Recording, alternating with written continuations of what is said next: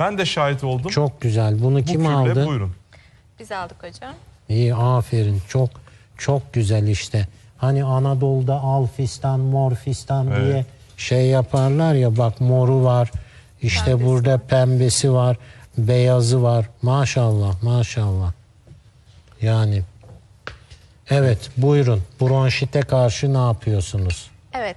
Kaynayan bir bardak sütün içine bir tutam hatmi çiçeği atıyoruz. Hocam siz yeterli Biraz daha. biraz daha. 5-6 tane. Bu yeterli. Tamam. Evet. Bir tutam hatmi çiçeği atıyoruz. Yaklaşık 5 dakika boyunca bekletiyoruz. Bir karıştırıyoruz. Kaynamış süte atıyoruz. Kaynamış sütün Yani içine. atıp Evet. kaynatmıyoruz. Yani şöyle bir taşım kadar kaynatabilirsiniz. Kaynattık Problem daha yok. önceden. Bir 5 dakika demliyoruz. Ilıyınca süzüyoruz. Sabah kahvaltısından ve akşam yemeğinden yarım saat önce içiyoruz. Bununla birlikte bir de andız pekmezimiz var. O da Evet. bir yemek kaşığı. Günde bir yemek kaşığı. Ya bu andız pekmezi, bak bunu Avrupa'da bulamazsınız yani. Yapmasını da bilmiyorlar. Amerika'da da bilmiyorlar bu işi. Ya müthiş bir şey bu. Tabii nerede neyi ne amaçla kullanacağını bilmek lazım. Tabii. Evet. Şimdi durduk yerde içsek olur mu? Olur tabii, çok faydalı. Fayda için. Evet. Yani burada hatmi ve andız pekmezi. Bunlarla kuru öksürük. Evet. Ben hatmiyi hocam denedim. Bir gün yayına çıkacaktım. Siz de nasıl öksürüyorum kuru kuru. Hemen süte atıp yapıyorum. Hakikaten çok işe yarıyor.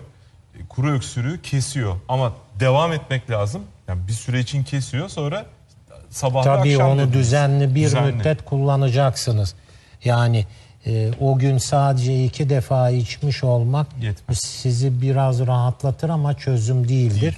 Belli bir müddet onu kullanacaksınız. Çünkü bir şeyi düzenli kullandığınız zaman onun vücutta bir depolanma süreci var. Tabii. Tıpkı bardağın suyla dolması gibi. Belli bir seviyeye gelecek. Ondan sonra tedavi edici etkisini göreceksiniz. Bunu da günde 3 kere andız pekmeziyle takviye ettik miydi? Kuru öksürükten ve bronşitten kurtuluyoruz. Evelallah. Yani Evelallah. hocam biraz sabırsızız.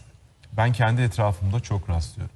Yani şimdi mesela diyorsunuz ya 10 gün uygula, 4 gün ara ver. Ya şu maydanoz limon kürünü ben en yakın arkadaşlarıma bile yaptırtamıyorum hocam. Ondan sonra da diyorlar ki işte yağlandım, ölçtürüyorlar.